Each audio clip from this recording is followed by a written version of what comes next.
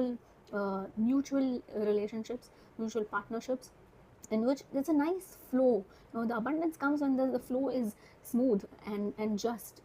There's equal give and take. There is taking care of, and there's also you are expecting from others as well. There is vulnerability, at the same time there is boundary making.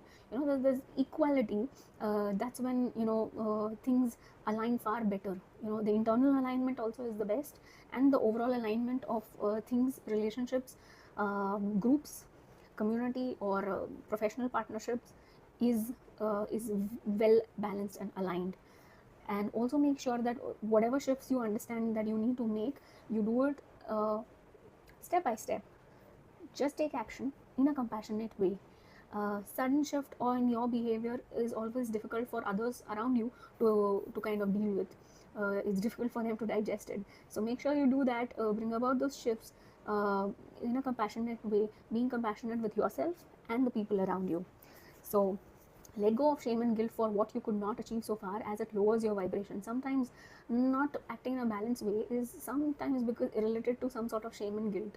You tend to just be a giver, thinking that you have not achieved or you have not done what you're supposed to do, so now you have to kind of just keep on giving to kind of somewhere compensate for it.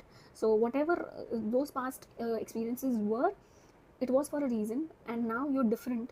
Things have changed. So first knowing what that shame and guilt is there within you, being aware about it, and then kind of taking action towards it and letting go of that shame. It could be targeted towards yourself, or it could be for someone else outside. Whatever it is, let go, forgive, leave that, and move towards a balance.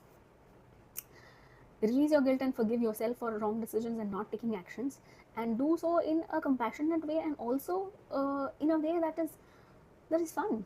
It's creative, and it's not you don't care to some extent. It's you're not being shameful, but you're being shameless in a good way, that you don't know what the trend is.